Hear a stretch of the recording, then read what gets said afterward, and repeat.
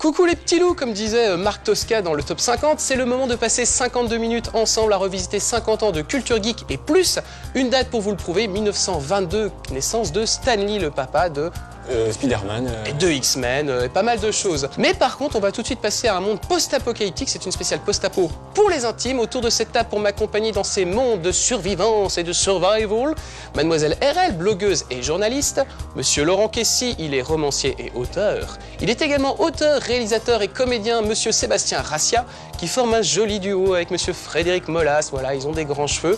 Et pour finir, Rurik Salé, compositeur, comédien et surtout journaliste. Voilà, on n'oublie pas non plus François qu'on va retrouver en duplex tout à l'heure pour un talent web. Et en attendant, ne serait-il pas l'heure de lancer le sommaire? Aujourd'hui, vous découvrirez ou redécouvrirez la série Jérémia, une interview de François Descraques pour le Visiteur du Futur, Les Rats de Manhattan, une enquête geek qui vous montrera comment survivre dans un monde post-apocalyptique, le court-métrage fou Kangoo Tomic, Stéphane Wool pour New York, une nouvelle mission de Baptiste et Nico, Origine ou le post-apo venu du Japon. Une parenthèse pas forcément plus gaie avec Stéphane qui se trouve plongé au cœur d'une murder party et l'incontournable shopping list de la fin du monde. Il est tout doux, c'est notre petit bisounours à nous. Tout de suite, Rurik. Rubrique cinéma avec Rurik. Voilà, alors j'ai décidé de célébrer un petit peu les États-Unis en parlant de Vincent Down. Sauf qu'avec une belle pelle, quand on creuse et on trouve derrière Bruno Mattei. Donc on arrive en Italie en creusant depuis les États-Unis. Et là, c'est un réalisateur avec le pseudonyme qui a réalisé ceci. Quelques petites images sous vos yeux ébahis. Regardez un petit peu cette pépinière extraordinaire. J'arrête l'accent, c'est insupportable. Il s'agit bien entendu des Rats de Manhattan. 1984. C'est Frédéric Molas, marié avec Chuck Norris, regardez bien. Voilà, c'est des gens qui regardent à gauche, puis à droite, puis à gauche, puis à droite, bien sûr. Voilà, je pense que c'est le pire monde post-apocalyptique qu'on ait vu. Oui, c'est assez insupportable. Et c'est la scène la plus incroyable du film, puisque c'est le moment où des gens rentrent dans une pépinière en parfait état de fonctionnement et disent « Mon Dieu, mais c'est une pépinière en parfait état de fonctionnement !» Voilà, c'est un peu ça le cinéma rital. C'est le twist du film. Alors, qu'est-ce que c'est que... D'abord, Bruno Mattei, je crois qu'on dit Mattei. Ma grand-mère s'appelait Maffei. Ça ne doit pas être trop dur avec un R. Qu'est-ce que c'est que ce mec? C'est un réalisateur qui a œuvré beaucoup dans la série Z, la série B, et qui a fait, plus Z d'ailleurs souvent, qui a fait beaucoup de démarcations de succès américains. Ça, c'était vraiment la spécialité des Rital dans les années 70 et 80. Plein de faux Dents de la Mer, plein de faux Mad Max, plein de faux ceci, cela. Star Wars. Plein de faux Star Wars, bien sûr, puisque les Rital, voilà, ils copient un peu tout. Alors, parfois, ça donne des chefs-d'œuvre, parfois, et souvent, c'est surtout des films assez rigolos. Voilà, c'est les Turcs qui font ça. Voilà, celui-là est assez marrant. Et alors, Mattei, il a choisi son pseudo pour faire un peu américain. D'ailleurs, Quentin Tarantino est assez fan de lui, mais il est fan de tout le monde. Et Mattei disait, mais je comprends pas, Tarantino, il aime bien Virus Cannibal, et je comprends pas, c'est pas bien ce film. D'ailleurs, il aime pas ces films, hein, Mattei. Heureusement qu'on est là pour les aimer pour lui. Il est décédé, malheureusement, mais bon, on l'aime quand même. Les Rats de Manhattan, c'est de son propre aveu, c'est une sorte de Nuit des morts vivants, mélangé un peu à Mad Max. Il s'est dit, bon, j'ai pris les mêmes protagonistes que la Nuit des morts vivants, à peu près la même trame, mais j'ai remplacé les morts vivants par des rats. Voilà. Et c'était même pas vraiment des rats, c'était des cobayes peints pour ressembler à des rats. C'était encore plus fort. Et donc, vous avez cette scène incroyable de la pépinière. Vous avez aussi une scène incroyable, parce que qu'est-ce qui fait le charme de ces films-là? C'est qu'en général, le scénario est un peu ringard, les acteurs sont abominables. Les VF rajoutent beaucoup dedans. Les VF d'ailleurs, sont énormes. La VO ne parle pas de pépinière, c'est la VF qui est marrante comme ça. Et vous avez aussi un budget assez moindre qui fait qu'on n'a pas souvent les moyens de ses ambitions. Voilà. Vous avez au départ cette scène qu'on a regardée tout à l'heure, on a bien rigolé encore, où vous avez les espèces de voyous façon Mad Max qui arrivent dans cette ville et ils envoient un éclaireur pour voir si tout va bien. Donc il y a un mec qui part en moto à 5 mètres et qui fait le tour comme ça.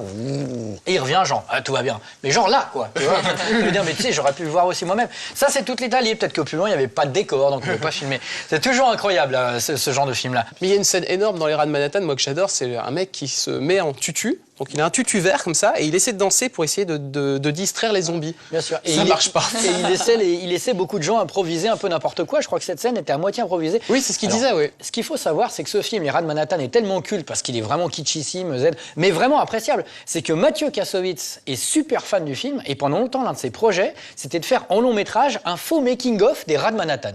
Voilà, ça aurait été marrant, peut-être mieux que Babylon AD, qui sait. En tout cas, voilà. Probablement, oui. Probablement. Alors Mathieu, si tu regardes cette émission, tu es invité, hein, tu viens et tu nous dis que tu le fais, pour de vrai. Tu parles pas du 11 septembre. Tu parles pas du 11 septembre.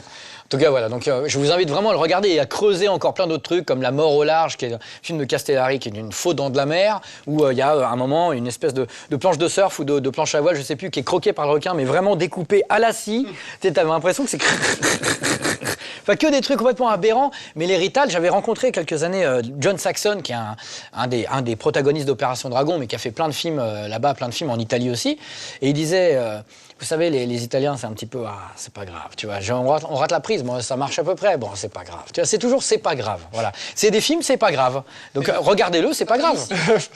En tout cas, peut-être ce qui sera grave, c'est les suites des aventures de Stéphane dans un GN Murder Party. Alors, on va faire une petite pause dans notre post-apo et on retrouve Stéphane. Est-ce qu'il sera un jour remaké par les Italiens? On l'espère. Plongez au cœur d'un grand événement. Voici l'Inside. Gendarmerie d'Étretat, ouvrez la porte s'il vous plaît. Oh mon Dieu. Arrêt de cœur. Un arrêt cardiaque? Coagulation. Un cadavre dans la cuisine. Vous avez vu quelque chose? Retour au cœur d'un jeu de rôle grandeur nature où nos reporters tentent d'élucider un sombre crime. Suis-moi vite. Il ne faut pas oublier que tous les joueurs mènent leurs propres enquêtes avec leurs propres objectifs. Quoi, elle ment? On va fouiller rapidement cette pièce avant que quelqu'un nous chope. Au fait, j'ai trouvé du poison dans la cuisine. J'ai déplacé la fiole histoire d'être sûr que personne s'amuse à empoisonner les boissons et autres, puisque dans pas longtemps, je vais avoir grand besoin d'un café. Donc des fois que quelqu'un s'amuse à mettre du poison quelque part, j'ai préféré prendre les devants. La clé de la chambre 2, on a fouillé, on n'a absolument rien trouvé. On va la poser là. Il faut surtout pas qu'on la trouve sur nous si à un moment on se fait fouiller pour une raison quelconque. Je commence à avoir un petit peu peur de tout le monde. Il y a un fusil dans le salon. Que personne n'a touché ni approché pour le moment, mais il est bon de savoir qu'il est dans le salon et d'en rester éloigné si les choses dégénèrent. Il y a déjà eu une petite altercation entre deux personnes. Je veux savoir où est chaque chose. Rappelons-nous que l'assassin est probablement encore parmi nous. C'est bien rassurant. Mais se protéger ne suffit pas, il faut savoir épier. Le fils de Germaine est descendu par cette porte que nous n'avons encore pas vu emprunter. Ok, on tire tout ce qu'on peut et on se barre. Regarde ce que je viens de trouver.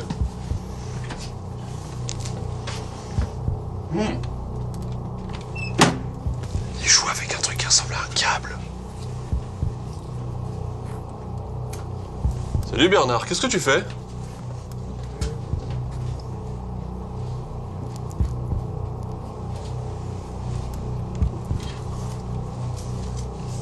Bernard, qu'est-ce que tu fais? Raccorder des fils électriques. Ok, barrons-nous. Vous savez où est le circuit électrique pour remettre en route? C'est Boitard? Oui. Il est en bas à la cave. En bas? Derrière une porte cadenassée tout au bout. Votre collègue Quentin Pellissier a vu la porte en question. Louise!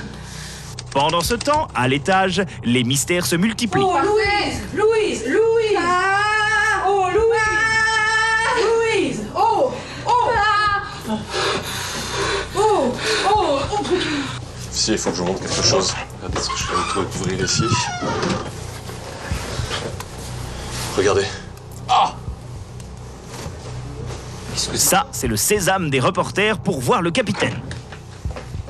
Donc maintenant, on va voir ce que vous avez comme élément qui paraît susceptible de faire avancer l'enquête. Tout le monde me paraît ici relativement suspect, en dehors de vous et nous, qui sommes arrivés après le début des événements. Qu'est-ce qui s'est passé?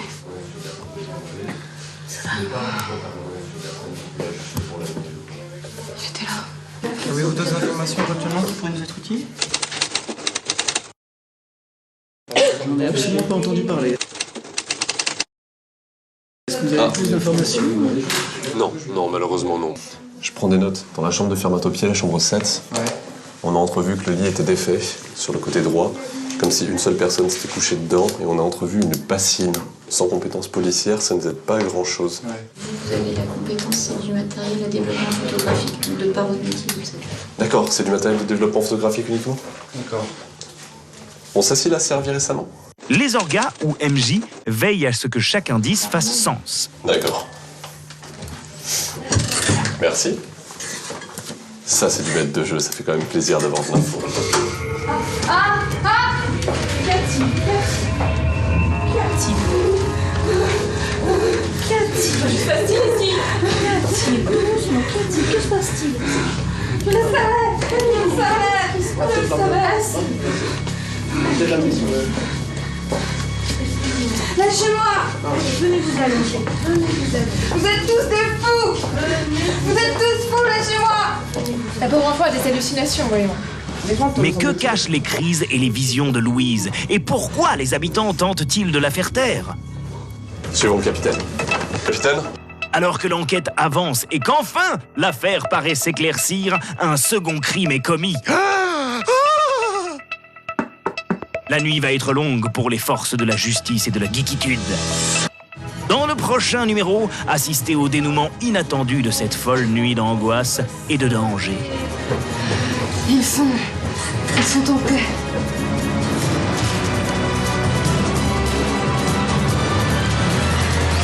Vous me coupez la caméra. N'oubliez pas que la suite des aventures de Stéphane, 3e et dernier épisode de son GN Murder Party, c'est dans la prochaine émission, parce qu'on n'est pas tordu, on va pas vous la mettre dans la 15e. Et en parlant de tordu, je vous laisse deviner le chroniqueur qui va devoir intervenir. Générique. Rubrique culture japonaise avec RL. Le post-apo au Japon, en fait, c'est tout d'abord pour situer, c'est quand même le Japon, un pays qui n'est pas super aidé, entre les bombes atomiques. Ah non, au contraire, je trouve qu'ils y mettent du leurre. Ah oui, ils y mettent bien du leurre.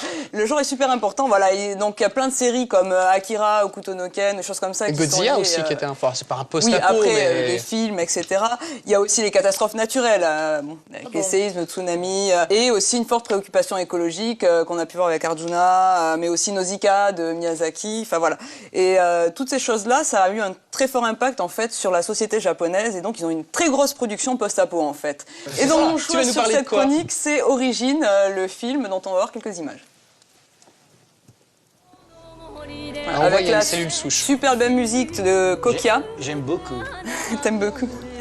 Kokia qui a aussi fait les musiques de Brain Power avec Yoko Kanno. Ah, excuse-moi. Elle est très très populaire en France, Kokia. Le gonzo de la honte pour Coca-Cola. Ouais, elle est toute mignonne, elle chante pieds nus et tout. Qui est sorti avec elle. C'est vrai? Ouais, j'ai un pote qui est sorti. C'est pas un pote, c'est un con, mais il est sorti avec elle. D'accord. Voilà, donc c'est un film de 2006, il est assez récent. Une très belle qualité graphique. C'est le premier film des studios Gonzo en fait. Alors les studios Gonzo au Japon. J'en ai vu pas mal des Gonzo, mais je suis italien, je produis. C'est un très très gros studio en fait qui a fait des séries comme Last Exile, NHK ni Yokoso, qui reprend l'histoire d'un hikikomori, un mec qui a pas de vie et qui pète des plombs.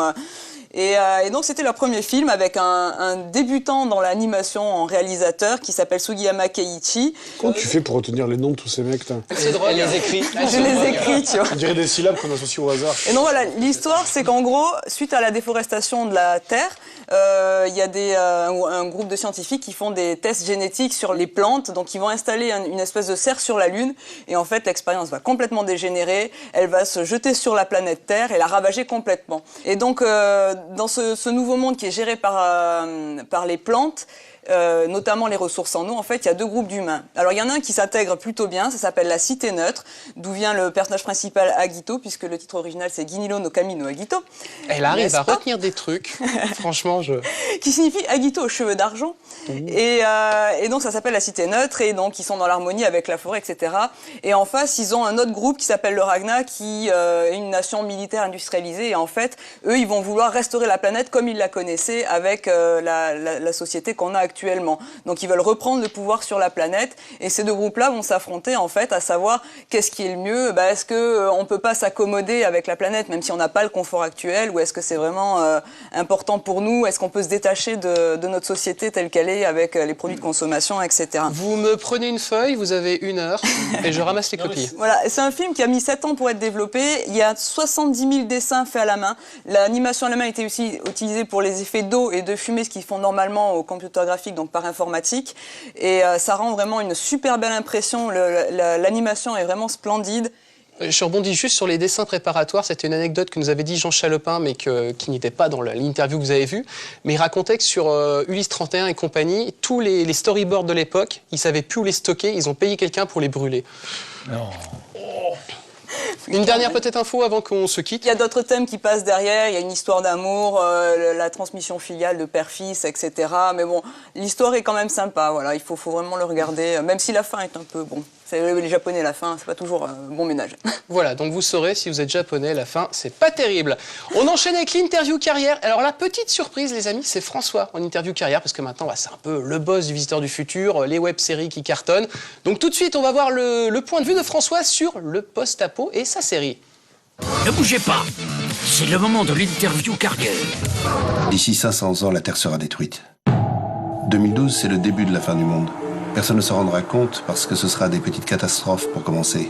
Mais une petite catastrophe, plus une petite catastrophe, plus une petite catastrophe, ça fait 3 petites catastrophes. Non.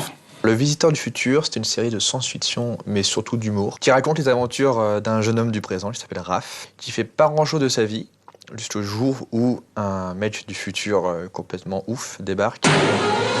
Je parie que c'est lui, les amis. Vous avez vu comme j'ai été discret depuis le début? C'est trop passionnant, Le Visiteur du Futur, une série de 3 saisons qui évolue sans cesse. La base de la série, c'est que le Visiteur du Futur essaye d'empêcher, en fait, l'apocalypse. On voit des bribes du futur apocalyptique, on voit comment c'est la merde, etc. Et pourtant, il y a toujours des systèmes de la vie de tous les jours, il y a toujours des embrouilles, il y a toujours un décalage, même si c'est l'horreur. Alors il y a peut-être quelque chose quand même que je ne vais pas réussir à surmonter, c'est mon envie de te mettre un turbo-point dans la gueule. Ah ouais? Oui, sauf moi quand même, bon, je suis plutôt du genre sympa, comme voix off. À la base, la série, on l'a faite vraiment pour ne pas montrer le futur. C'était un peu la base de la série, la première partie de la première saison, c'était le mec vient du futur, et tout ce qu'on sait du futur, on le sait par lui. Là, l'idée, c'est qu'on la voit de plus en plus, la vision du futur, etc. Mais il ne faut pas non plus se perdre dedans. La base de la série, c'est des gens qui parlent entre eux, quoi. Ouais, on l'écoute, hein. Quand on a commencé, on avait fait donc 3 épisodes un peu sketch. Et très vite, il y a eu ça a pas mal buzzé, comme on dit, sur Internet. Les gens se sont appropriés vraiment les codes de la série, le côté... voilà ce qui va se passer avec la suite d'événements qui provoquent une catastrophe. Qui va enflammer le méthane, ce qui provoquera une explosion qui va ravager tout Paris. Ah merde. J'avais pas pensé que ça marcherait autant. Et en même temps, ça m'a fait peur, dans le sens où je me suis dit, ok, maintenant les gens commencent à y voir une sorte d'habitude, et ils vont s'attendre à ce qu'on fasse 20 épisodes selon le même schéma. Et comme moi, j'ai vu que, j'avais pas assez d'idées pour faire 20 épisodes avec que des prédictions du visiteur, je me suis dit, il faut changer la formule. Et c'est là où on a pris ce premier risque de changer la formule dès l'épisode 4, 5, 6. Et la série a encore mieux marché à ce moment-là. C'est de pire en pire. J'ai été assez impressionné par le nombre de vues, mais l'avantage qu'on a dans notre équipe, c'est qu'on n'est pas attaché à ça. Nous, ce qui nous intéresse, c'est que les gens qui regardent nos vidéos et qui nous suivent, les regardent pour les bonnes raisons. Et pas juste en mode consommateur de vidéos, parce que c'est le truc du moment et tout.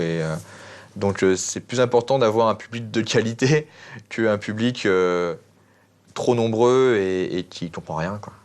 Oh my god. Ouais. J'ai un plan. Tu déconnes. Alors c'est vrai qu'au début de la saison 2, je voulais pas forcément m'embarquer dans une saison complète et je m'étais dit, ok, on fait 3 épisodes pour commencer et on va prospecter et voir si on peut trouver des prods. C'est vraiment à la fin de la saison 2 que là, vraiment, Ankama a dit, oui, ça nous intéresse de produire la suite, mais pas que, faire plein d'autres choses, des DVD et tout, etc. C'est tout de suite plus facile quand on a la thune. Oui, c'est plus facile. Ma vision du monde post-apocalyptique, elle peut être assez influencée par la série de jeux vidéo Fallout. Reserve your family spot in a state-of-the-art underground vault today. Sign up now and prepare for the future. Dans ces jeux, les personnages, voilà, comme j'avais dit avant, ils ne sont pas conscients qu'ils vivent après l'apocalypse. Parce qu'ils n'ont pas connu avant. Donc pour eux, c'est la vie normale. Et ils vivent normalement et ils essaient de recréer un système. Et voilà, quoi, c'est un peu le Far West. Et pour moi, c'est ça vraiment le monde parfait post-apo. C'est une sorte de renouveau de l'humanité où on efface tout, on recommence. Si j'ai continué le Visiteur du Futur sur autant de saisons, c'est vraiment pas parce que la série avait du succès au niveau des vues, c'est vraiment parce que l'univers me permettait vraiment d'aborder plein d'idées. On a fait une autre série avec Slim, donc Slim qui joue le docteur Castafolt. Et vous savez, un humaniste doit savoir tout pardonner. mais pas un robot. On a tous les deux écrit et réalisé une série qui s'appelle Les Opérateurs. Bonjour, soyez le bienvenu dans votre nouvelle entreprise. Mais qu'est-ce que... Qui pour le coup est assez différente dans l'univers visuel, on va dire, dans le sens où ça se passe dans une boîte moderne, très corporate. C'est de l'absurde, on mélange à la fois des mystères inquiétants à la Lost, mais dans un univers corporate et banal de bureau, quoi. Qui ça, il? Mais tout le monde, Charles, le DRH, le FBI, l'autre connasse de l'accueil, ils se sont tous passés le mot pour me faire chier. Méfie-toi.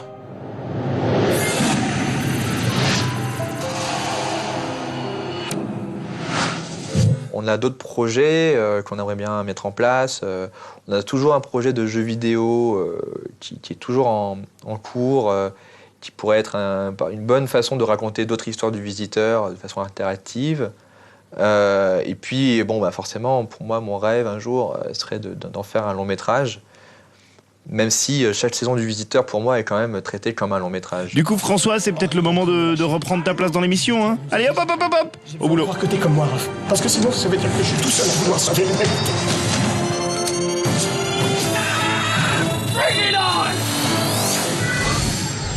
Alors, est-ce que vous suivez justement le Visiteur du Futur? Oui, bah, on attend la suite, là. Oui, oui. Je peux pas dire du mal, je le croise à chaque salon, alors. Ah oui, t'as peur qu'il crève les pneus de la voiture. Quand tu le croises, t'es obligé de... Voilà, et François, ça se passe très très bien, donc il est en duplex. Hein. Enfin, François, voilà, on l'aime. On enchaîne tout de suite avec quelqu'un, par contre, qu'on n'aime pas. Il s'appelle Laurent Kessy. Ah oui, on n'aime pas. Rubrique BD et roman avec Laurent. Vous ne m'aimez pas, je ne vous aime pas non plus. Alors partez, monsieur Kessy. Clin d'œil à... Comment s'appelait Maurice Pialat? À Cannes. Oui, à Cannes, exactement. Post-apo, évidemment. Je vais vous parler du livre qui m'a fait découvrir la SF. Et qui oh est... merde. Ça veut dire qu'à cause de lui, t'es là aujourd'hui, à cause d'une prof de français en 5e. Oui, voilà, je suis là. Ça s'appelle New York, c'est de Stephen Wool, ça date des années 50. Et on regarde quelques images. Piel projeté dans le passé en même temps que la planète tout entière. C'est un film adapté d'un autre roman de Stephen Wool. Les Maîtres du Temps, donc c'est tiré de L'Orphelin de Perdite de Stephen Wool. Jafar, oh, vieille canaille. Sylvain, grimpez pas? Oui. Sur des dessins de Möbius, évidemment. Et il y a eu une autre adaptation de Stephen Wool, c'est La Planète Sauvage. Ouais, réalisé par René Laloux. Au Monde Englouti. Voilà. Moi, ça m'avait fait très peur quand j'étais petit. Voilà. Celui-là aussi est réalisé par René Laloux et c'est tiré de Homme sans série, La Planète Sauvage. Stephen Wool, alors le mec s'appelle Pierre Perrault, c'est un Français. C'est un pseudo. C'est un pseudonyme. Comme Bruno Mattei, bien sûr. Voilà. Alors le pseudo, il vient, c'est un savant de l'Oural. Voilà. Il a entendu un jour à la radio. Et l'histoire est un peu rigolote parce que Pierre Perrault, il est dentiste. Je crois qu'il faisait des chansons, Pierre Perrault. Non, pas sûr. Il faut le faire, il faut tout faire. Pierre Perrault, il est dentiste. Et dans les années 50, sa femme lit un bouquin de SF, pas très bon. Elle lui dit, je suis sûr, Pierre, peut-être l'appelait-elle Pierrot. Ouais. Imaginons. Je suis sûr, Pierrot, que tu pourrais faire mieux et que tu pourrais écrire un roman. Et puis, elle lui a amené sa machine à écrire et là, il s'est mis à taper un roman. Il n'avait même pas de Mac, le minable. Et ça a marché, il a publié. Entre 56 et 59, il a publié 11 romans de SF comme ça dans la collection Anticipation au Fleuve Noir. Fleuve Noir, oui. New York est le deuxième. Et New York, voilà, pour moi, alors je sais que toi, tu n'aimes pas. Moi, c'est ce qui m'a fait détester la SF, en fait. Alors pourquoi? Parce que j'ai trouvé ça complètement aberrant, en fait. Attends, la meuf, elle est une sorte de... Alors, des monstres-plantes qui viennent de l'espace, les meufs qui font beaucoup... Alors, ton truc, c'est aberrant. Non, mais voilà, moi, en dehors de l'aspect homme de Cro-Magnon, puisque bon, c'est un petit peu ça le point de vue de départ. C'est vrai qu'après, bon, l'histoire des produits chimiques... Il y a des idées folles, je te l'accorde. Ouais, mais c'est ça qui fait le charme du truc, justement. C'est que c'est la SF un peu... Je veux pas spoiler, tu vois, mais... Dépassé, quoi. Enfin, dépassé, non. Mais les idées sont tellement folles, on se dit, bah voilà, c'est fou, mais c'est génial. C'est l'histoire d'une tribu. Les hommes sont revenus à l'état sauvage, donc c'est une tribu dans laquelle il y a un petit enfant noir, et lui c'est le paria parce que c'est le seul noir de la tribu, donc il va finir par s'exiler et grâce à des radiations devenir plus intelligent que les autres, apprivoiser un ours. Donc déjà vous imaginez un petit garçon qui trace avec un ours. C'est des images, voilà. Il y en a plein et New York, c'est pour... Et New York, c'est New York, en fait. C'est la contraction de New York. C'est New York. Il arrive à New York, voilà, on voit la statue de la Liberté. Je suis arrivé à New York. Comment c'était beau. C'est magnifique. Les rats de Manhattan, New York, tu vois, on est... voilà, New York, et la plaine des singes, pareil, avec la statue de la Liberté à la fin. C'est un paysage... C'est penser à la plaine sauvage aussi, ce que tu dis. Ouais, avec les petits bonhommes... Bah oui, il a toujours les mêmes... Alors, il ose tout. Il y a les prédateurs des humains, c'est des pieuvres mutantes. Voilà, donc il y a des pieuvres mutantes qui attaquent les humains. Voilà, quand elle dit que c'est aberrant, voilà. Ça te choque, hein, c'est what the fuck, hein. Les mecs tuent les pieuvres, ils bouffent les tentacules luisent dans leur ventre, donc leur ventre commence à luire, et tout d'un coup, leur ventre gonfle, et ils montent comme ça, et ils explosent, enfin, ils finissent par mourir, c'est complètement taré. Je rappelle quand même que normalement qu'en 5e, tu lis pas ça. Normalement en 5e, tu lis des petits livres un peu cochons. Alors, à mon époque, quand ta maman te sert des soupes, après, j'adore les calamars depuis. Là où t'as raison, c'est vraiment ça. Moi, j'ai vraiment encore plein d'images, alors que je l'ai pas relu depuis, tu vois, j'ai pas retouché, mais c'est vrai que ça m'a quand même beaucoup marqué, même si j'ai détesté, bon, ça c'est mon goût. Alors voilà, mais justement, parce qu'on a quand même évoqué plusieurs mondes post-apocalyptiques, mais comment survivre dans un monde post-apocalyptique? Avons-nous les clés? Eh bien, nous avons enquêté pour vous. N'allez surtout pas aux toilettes. Voici l'enquête geek. Les amis, aujourd'hui, voici une leçon que vous ne trouverez dans aucun manuel scolaire. Comment survivre dans un monde post-apocalyptique ou post-apo pour les intimes. C'est-à-dire un monde où quasiment toute la population a été décimée. Plus de Facebook et autres réseaux sociaux, de petits oiseaux qui chantent ou pire, plus de plus ou moins geeks. Mais avant que nous soyons tous obligés de manger des rats en brochette, nous avons fait appel à 3 experts pour vous aider le jour du grand cataclysme. Alors si vous voulez connaître les gestes pour vous en tirer, c'est maintenant. Mais quelles seraient les causes d'un basculement vers un monde post-apo? L'homme n'a jamais manqué d'imagination pour se détruire. La cause initiale, c'était la colère de Dieu. On peut partir même simplement de la crise telle qu'elle est à l'heure actuelle, qui peut dégénérer en révolution de droite et de gauche, qui peuvent engendrer un holocauste nucléaire, par exemple, ou une guerre bactériologique. On a eu la guerre froide, et la guerre froide, la cause était simple, c'était un bonhomme appuyant sur un petit bouton rouge, et qui décidait de faire tout péter. Il y a eu des périodes dans l'histoire de la Terre où la vie s'est quasiment éteinte. On a les fins du monde basées sur l'écologie, où petit à petit la Terre étouffe sous ses propres déchets. Des séismes, des tremblements de terre, une inversion des pôles. Ou alors les apocalypses zombies, où une pollution quelconque transforme les gens en monstres. Tout ça peut dégénérer et peut provoquer la chute du monde tel qu'on le connaît. Saviez-vous qu'un des mondes post-apo les plus connus est celui de la planète des singes, que l'on doit au Français Pierre Boulle, qui a écrit le roman en 1963, adapté plus tard au cinéma par les Américains? Mais quel type de personne serait capable de survivre? À part moi? Mais ça dépend de quel apocalypse. Si c'est l'apocalypse colère de Dieu, tout dépend de quel Dieu il s'agit. Si c'est une apocalypse, je vais dire civile et non plus religieuse, là ça peut être effectivement ceux qui ont le sens de la survie. Des gens qui se sont préparés à la chose. Des gens qui ont vu venir le coup et qui se sont préparés, qui sont dans des environnements propices à la survie aussi. Donc notamment ceux des campagnes, s'ils savent, pourront faire de bons survivants, quoi. Si on n'est pas dans un cadre de virus répandu dans l'atmosphère, mais dans le cadre d'une guerre ou de guerres successives, les communautés qui seraient plutôt en milieu campagne, montagne, auraient plus de chances de survivre. Oh non! Je déteste la campagne, en plus j'ai peur des poneys. Je devrais peut-être lire le livre de Pierre Des-Esseintes, Manuel de survie en cas d'apocalypse. Chers experts, quels sont les gestes que je dois maîtriser pour survivre? Si tout le monde est irradié, ça peut être le premier geste pourrait être de se décontaminer ou au contraire, dans certains cas, d'aller se recontaminer un coup dans l'espoir d'avoir des mutations utiles, quoi. Si on est en ville, se déplacer plutôt pour aller vers des lieux de campagne. Savoir cultiver ses salades, c'est pas mal. Tout ce qui peut servir d'arme, c'est toujours bon à prendre. Apprendre à se servir d'un arc qui a besoin ni de carburant ni d'énergie pour fonctionner. Apprendre à s'adapter au nouvel environnement et en tirer sa subsistance, parce que la forte probabilité, c'est que les lignes de communication à longue distance soient coupées, et donc il faudra fonctionner au niveau local au départ, quoi. Penser à changer son régime alimentaire, parce que je pense qu'on va surtout manger du chien, du rat, du pigeon, du lapin, des choses qui vont pulluler, plutôt que du bœuf et des choses comme ça qui seront monopolisées sans doute par les gens qui auront réussi à en trouver et à les garder pour eux dans de grosses communautés. Ah, alors ça tombe bien. J'adore le poney, finalement. La viande est très tendre. Oups, on me dit que je suis borderline. Heureusement pour nous, le post-apo est surtout un genre privilégié au cinéma.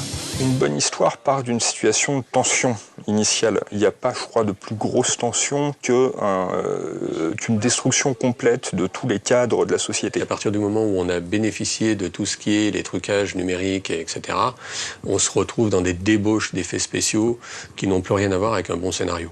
Je ne comprends pas pourquoi les cinéastes s'acharnent à montrer des débris de vaisseaux spatiaux en flammes dans l'espace, alors qu'on sait très bien qu'il ne peut pas y avoir d'explosion ni de flammes, évidemment, dans l'espace. Le Armageddon avec Bruce Willis de Michael Bay, qui, dans la construction, enfin, à tout niveau,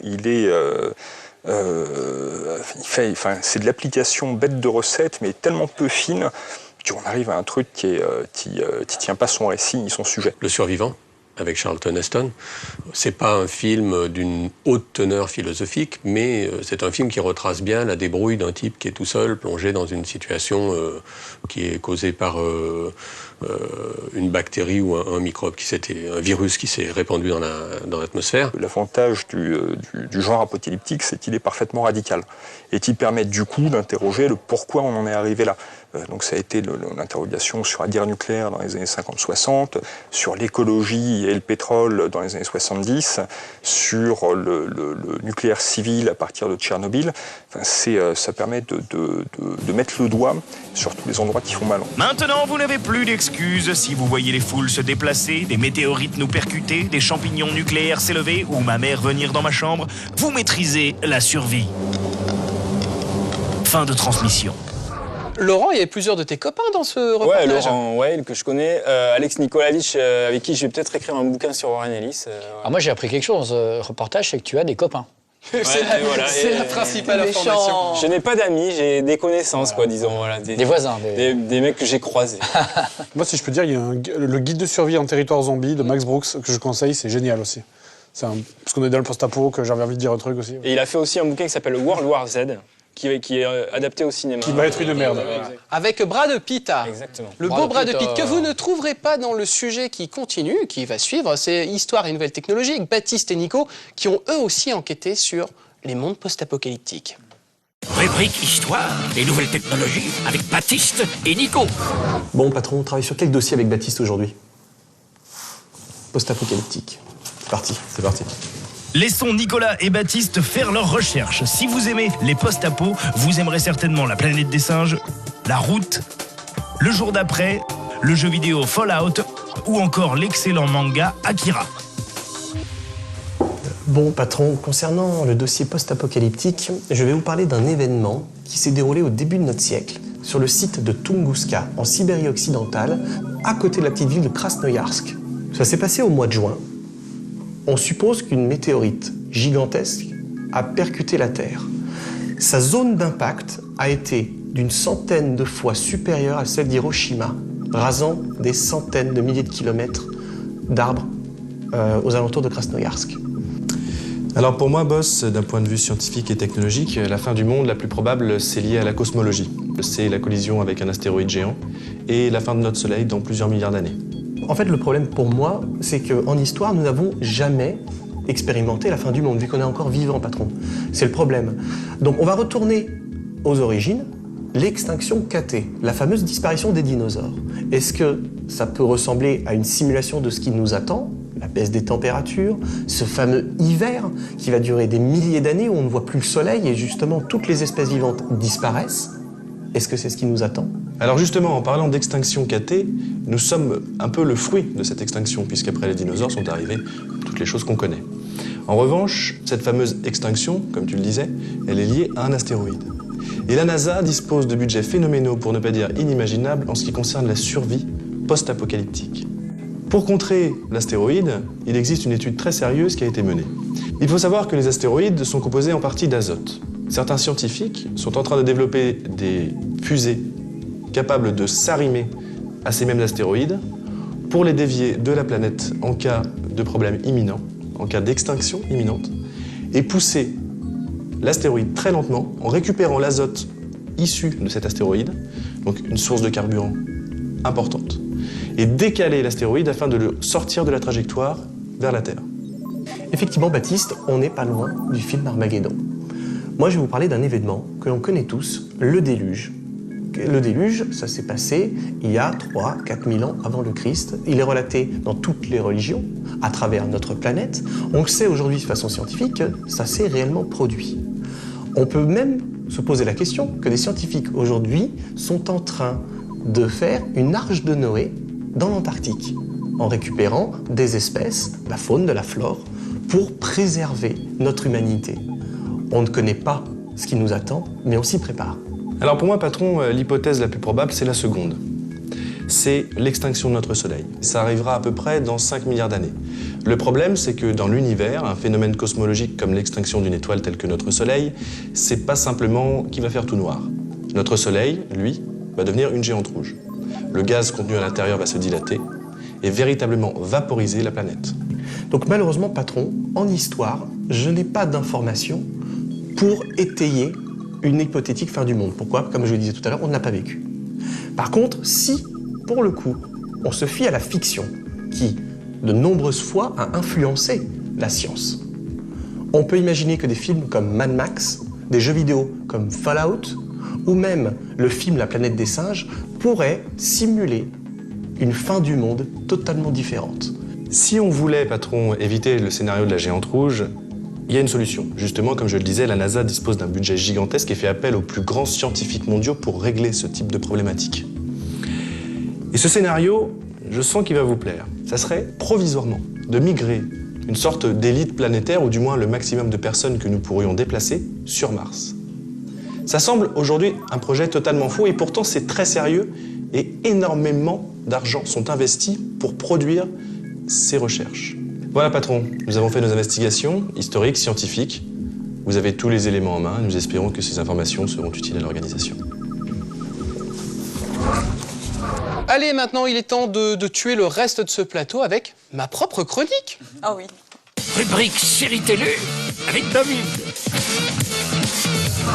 Allez, les copains, on part pour 2002-2004. Il n'y a pas d'Odyssée de l'espace, c'est les dates de diffusion sur Showtime de la série que je vous ai sélectionnée, c'est Jérémia.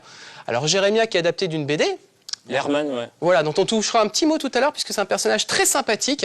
Jérémia, je vais vous mettre le générique. Alors faut pas parler dessus parce que l'avantage de ma rubrique, c'est que souvent les génériques expliquent tout et comme ça je suis un peu peinard. Image. Ah, bravo. Cher papa, voilà plus de 15 ans que la grande mort a emporté tous ceux ayant dépassé l'âge de l'innocence. La fin de ton monde. Le commencement du mien.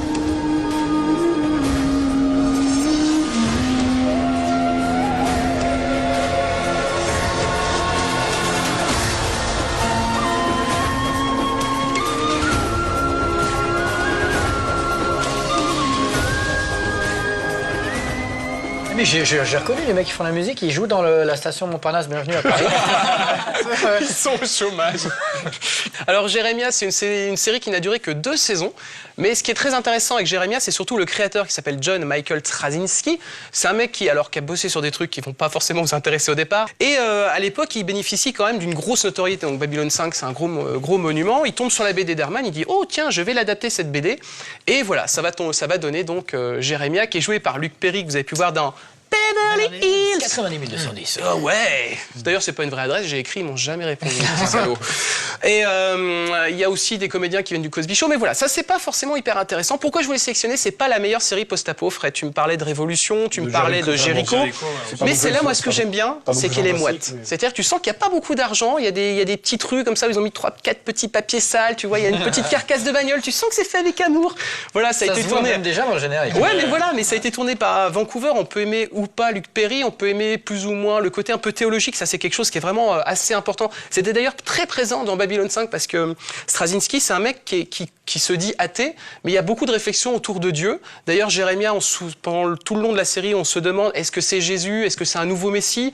Au cours de la saison, il va d'ailleurs rencontrer Shane Astin, qu'on a pu voir dans les Goonies, qui depuis a mangé plein de donuts et qui du coup a joué dans Le Seigneur des Anneaux. C'est un Gumji, ouais, voilà, exactement. Ah ouais. Et qui joue là un personnage qui parle directement à Dieu. Alors, si vous avez plus ou moins aimé la fin de Lost, et je te regarde parce que je sais que tu la détestes, si le côté théologique, en tout cas, vous freine pas, c'est une très très bonne série. Et on va parler aussi donc du coup du créateur de la bande dessinée originale, le Belge Herman. Tu peux peut-être nous en toucher un mot parce que ça c'est très drôle. Ouais, je raconte ma vie. Je sais qu'en Belgique ils savent toucher. Il a une résidence secondaire. Tu me permets, je coupe le gonzo de la honte. Donc Herman, il a une résidence secondaire dans le Limousin. Je suis allé l'interviewer chez lui. Il a sa piscine et tout, super. Et donc je l'interviewe. À la fin, je lui touche un mot sur la série télé et il me dit ouais, j'ai reçu les coffrets, je les ai même pas ouverts. En gros, il s'en branle. Voilà. Donc il s'en fout, il fait ses BD. C'est un gros bosseur, il fait que ça. Il est passionné par la BD et tout ce que mon agent a dealé. Il publie encore beaucoup de trucs? Ouais, tout. Il fait 2 ou 3 albums par an. Ouais. C'est un gros bosseur. Ouais. Mais la série, sinon, elle a une fin ou Ouais, alors ça, c'est assez intéressant que tu me permets de rebondir là-dessus. Mon Dieu, c'est fou, tu devrais être animateur de plus ou moins geek. Straczynski, autant il était peinard sur Babylone 5, autant MGM va lui foutre des bâtons dans les rues, dans les roues. Ils vont lui mettre des bâtons dans les roues, je vais réussir à le dire, au point qu'il dit, écoutez, c'est simple. Moi, je vais finir la série à la saison 2. Si vous en faites une 3e, paf, ça c'est un geste pas très joli, mais à la télé, ça sera plus poli comme ça. Vous allez vous faire voir, vous faites la 3e sans moi, je m'en moque. Je clôture à la 2, et finalement, MGM a dit, bon, ça tombe bien, de toute façon, ça marche pas. Mais voilà, il y a ce petit côté, moi, théologique que j'aime bien, ce petit côté sympa de Luc Perry, finalement, qui est pas si mauvais que ça. Pas si mauvais que ça, voilà, t'as bien Voilà, résumé. c'est pas si mauvais que ça, c'est pas si mauvais. Ouais, mais autant, tu vois, Jericho, j'ai pas réussi à accrocher jusqu'au bout. D'ailleurs, je déteste Kate Ulrich, le comédien principal. Autant, voilà, je suis tombé amoureux de Luc Perry. Du pauvre. C'est le Johnny Depp du pauvre. Skate Ulrich, cette émission est pour toi. Skate. Et ben d'ailleurs, je vais te dédier, Skate Ulrich, la prochaine chronique. On retrouve François pour le talent web. François, à lui de jouer maintenant pendant que moi, je me repose. C'est le moment de découvrir un nouveau talent web.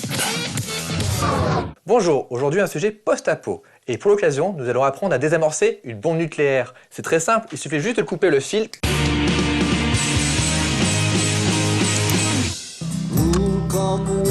Attention les yeux, voici un OFNI. OFNI, objet filmique non identifié. Rencontre avec Frédéric Grousset, le réal du court-métrage Kangoo Tomique, tourné dans le sud de la France. Peux-tu expliquer Kangoo Tomique à ma grand-mère? C'est un court-métrage donc sur un kangourou humanoïde dans un monde post-apocalyptique. Alors je sais pas si ta grand-mère va comprendre toute la phrase. Voilà, donc en fait c'est la vie en fait au jour le jour de ce kangourou. Comment ce projet a-t-il vu le jour? C'est un festival qui s'appelle Hallucination Collective. C'est un festival lyonnais qui a lieu tous les ans en avril. Et donc ils m'ont commandé un petit teaser pour présenter un petit peu le festival. En tous les cas, chaque année ils font ça, ils prennent un réalisateur différent. Et chaque réalisateur a plus ou moins carte blanche pour faire un petit court-métrage qui représente l'esprit du festival. Et d'ailleurs, la première image qui m'a inspiré, en fait, c'est d'imaginer donc un kangourou en train de danser devant un champignon atomique, en fait. Voilà, et c'est parti de là. Moi, j'ai plutôt des images avec Scarlett Johansson. Quelles sont tes références? J'ai quand même commencé, moi, ma cinéphilie par le film d'horreur. C'est vrai que Massacre à la tronçonneuse ou Zombie de Romero, enfin, c'est des grands classiques, mais en même temps, ça a été des baffes dès le plus jeune âge. Donc après, voilà, c'est ça. Mais bon, c'est pas forcément des films. C'est des films que je ne revois pas, par exemple, tous les ans. Fred a commencé sa carrière avec un long métrage autoproduit, Aquarium. Le pitch d'Aquarium, en fait, c'est plusieurs personnes qui se retrouvent enfermées dans une pièce en muret vivant et qui ne savent pas ce qu'ils font dans cette pièce et qui vont devoir essayer de sortir et essayer de ne pas tous s'entretuer avant la fin du film, en gros. Même si c'est ce qui arrive, plus ou moins, à la fin du film. Et quel est son budget? On parle toujours de budget comme ça. Je sais qu'il y a même des films où les gens disent « Ah, mon film a coûté 500 €. » Non, ça ne coûte pas vraiment ça. C'est ça que ça coûte pour fabriquer le film. Mais bon, c'est vrai qu'il y a tous les acteurs, tous les techniciens, tout ça qui ne sont pas payés, donc en fait, qui ne rentrent pas dans le budget du film. Donc du coup, effectivement, le budget, on va dire régie, plus un peu décor et caméra et tout ça, c'était 3 000 €. Fred est décidément très productif puisqu'il enchaîne avec un second film autoproduit également.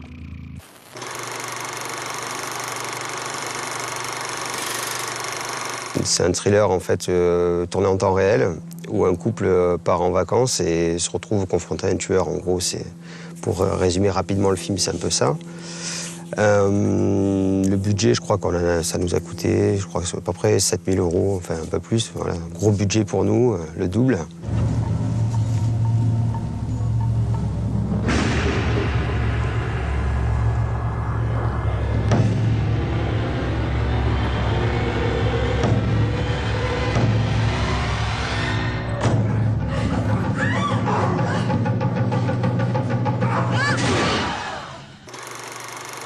Tu es entouré d'une bonne équipe.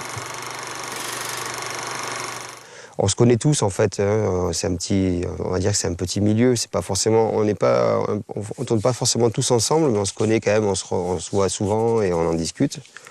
Mais a priori, ouais, c'est plus ça, c'est plus les facilités qu'on a pour tourner ici. Et comme je dis, en plus, il y a vraiment des techniciens très compétents ici qui peuvent très bien faire la blague, comme on dit, pour faire même des longs métrages, pour aller jusque-là, quoi.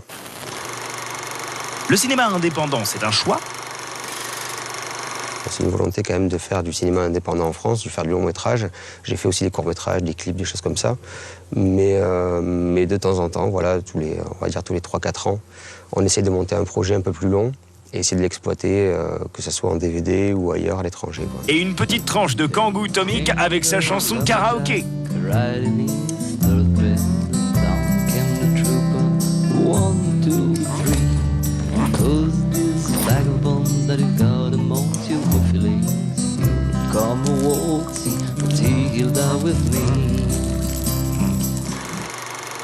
Quels sont tes objectifs? Mon but, ça serait vraiment d'arriver à faire un film bien produit ici, avec les gens qui me suivent depuis 10 ans, quoi. Voilà. Pour l'instant, c'est le but à atteindre, quoi. Après, aller aux États-Unis, pour moi, ça serait une cerise sur le gâteau, mais en même temps, c'est pas forcément une idée fixe, quoi. Espérons que ce kangourou te portera chance. D'ailleurs, Fred, une question que je me pose, pourquoi ne pas tout simplement tourner en Australie? Voilà donc le Kangoo Tomic, qui est quand même le court-métrage le plus hallucinant à moitié en karaoké. Et on enchaîne avec Frankie, alias Franck, alias Jim White, pour la shopping list, comment claquer sa thune en moins de 4 minutes. Tout de suite, la shopping list. Oh, c'est horrible. C'est l'apocalypse. Et une météorite avec des choses cheloues qui a transformé tout le monde en serviette maléfique. Mais heureusement, moi je suis encore vivant. Et je vais présenter cette shopping list, quoi qu'il arrive. Stalker, c'est un jeu au cœur de Tchernobyl où il y a des animaux qui ont subi des mutations cheloues et qui essayent de vous attaquer. Bon, le quotidien, quoi. Et donc du coup, vous devez choper des artefacts parce que ça vaut plein de thunes. La prochaine fois, j'enlèverai ma combi. Nausicaa, c'est le célèbre film de Miyazaki sur une terre usée par l'humain qui essaye de reprendre le dessus avec la végétation. Et dedans, il y a des messages super forts. C'est trop bien. Ah, j'ai risqué ma vie pour ce sac. J'espère qu'il y a de la nourriture dedans. Oh non, c'est une blague. 2033, futur apocalypse. Bon, on va pas se mentir, c'est une vraie daube, hein. Il le compare au Fils de l'homme, mais ça, c'est un film à voir. Ah, l'ironie du sort, Apocalypse. Ça sort chez Milady. Sérieusement, les illustrations sont cool et c'est un combat entre les anges et les démons, c'est pas mal. Ça, c'est quoi? Bouncer. Ah oui, ouais, c'est le cow-boy chelou, un peu manchot, là. Il y a de l'action et tout, c'est pas trop mal, ça sort chez Glénat. Ouais, mais du coup, j'ai pas de nourriture, moi. Peut-être que ça se mange, les bouquins. S'il vous plaît, j'ai besoin d'aide. Est-ce que quelqu'un m'entend, là? Il me faut de la bouffe, j'en peux plus. Allô? L'âge de cristal chez Warner Bros, c'est une vieille série TV qui se passe en l'an 2218 après une attaque nucléaire qui dévaste le monde. Et ce qui reste de la population a été confiné dans une cité hermétique fermée par un dôme et isolée du monde. Mais qui êtes-vous? Mais je suis Franck de la shopping list. Ah, j'arriverai jamais à faire ce feu, j'abandonne. Lolika, ça se passe en 2080, c'est dans une Europe un peu post-apo, et du coup Paris est un peu ravagé, enfin c'est vraiment du tout et n'importe quoi. Et on va suivre une mignonne petite Canadienne qui va voir sa vie un peu chamboulée à cause d'une fille qui a des pouvoirs magiques apparemment. Y, le dernier homme. C'est chez Urban Comics, et l'histoire est simple, tous ceux qui portaient le chromosome Y sont morts. Et le personnage principal est un homme qui est entouré de femmes. Comme quoi, quand Dieu ferme une porte, il ouvre une fenêtre. J'ai trop faim, en plus j'ai pas envie de boire mon pipi. Le guide de survie en territoire de zombies, en fait c'est un livre en 6 étapes et ça raconte un peu les endroits où il faut aller, les armes à avoir ou encore les stratégies à adopter. C'est trop bien, j'aimerais bien le manger ce bouquin.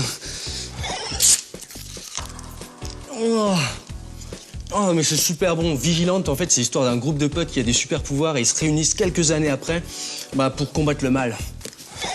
Mais c'est Laurent Kessy. Il était si beau avant d'être transformé en chiffon. Je me rappelle, il me conseillait une BD, c'était Aqua Blue chez Delcourt. Et ça racontait l'histoire d'humains qui allaient sur une planète avec des petits hommes bleus dessus, un peu comme Avatar. Mais c'était pas du tout ça, parce que l'histoire était poussée et les graphismes étaient superbes.